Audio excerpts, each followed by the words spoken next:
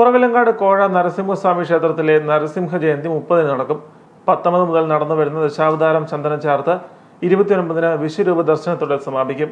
ദശാവതാരം ചന്ദനം ചാർത്ത് ദർശിക്കുന്നതിനും കലാപരിപാടികൾ ആസ്വദിക്കുന്നതിനുമായി നിരവധി ഭക്തരാണ് കഴിഞ്ഞ ദിവസങ്ങളിലെത്തിയത്.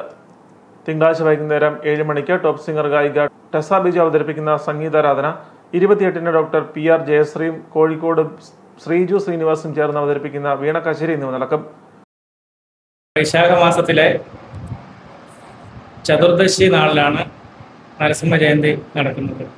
കോഴ നരസിംഹസ്വാമി ക്ഷേത്രത്തിൽ 12 ദിവസം നീണ്ടു നിൽക്കുന്ന നരസിംഹ ജയന്തി ആഘോഷമാണ് നടക്കുന്നത്. ഏപ്രിൽ 19-ന് ആരംഭിച്ച് 30-ന് സമാപിക്കും. ദശാവതാരം ചന്ദനം ചാർത്ത് ദിവസവും കലാപരിപാടികൾ, മുറജപം. നരസിംഹ ജയന്തി ദിവസം രാവിലെ കദളിക്കുല സമർപ്പണം, തുടർന്ന് ലക്ഷ്മി നരസിംഹ പൂജ, നരസിംഹസ്വാമിയുടെ പിറന്നാൾ സദ്യ എന്നിവയാണ് നരസിംഹ ജയന്തിയോടനുബന്ധിച്ച് നടക്കുന്നത്.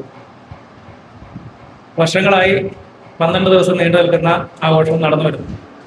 ഈ വർഷം നരസിംഹ ജയന്തിയുടെ ആഘോഷത്തിന് മുമ്പ് തന്നെ ക്ഷേത്രത്തിന്റെ പുനരുദ്ധാരണത്തെക്കുറിച്ചൊരു തീരുമാനം എടുത്തിരുന്നു. അപ്പോൾ ഈ വർഷത്തെ നരസിംഹ ജയന്തി ആഘോഷം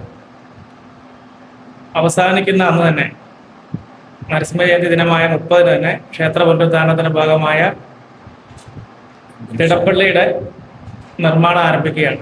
നരസിംഹ ജയന്തി ദിനമായ 30-ന് 12-ന് ക്ഷേത്രതന്ത്രി മനേത്താറ്റില്ലത്ത് അനിൽ ദിവാകരൻ നമ്പൂതിരിയുടെ മുഖ്യ കാർമ്മികത്തിൽ ലക്ഷ്മി നരസിംഹ പൂജ, 1 മണി മുതൽ നരസിംഹസ്വാമിയുടെ പിറന്നാൾ സദ്യ, വൈകുന്നേരം 7-ന് ശ്രീലയ വള്ളിച്ചിറ അവതരിപ്പിക്കുന്ന സംഗീത സന്ധ്യ എന്നിവ നടക്കും.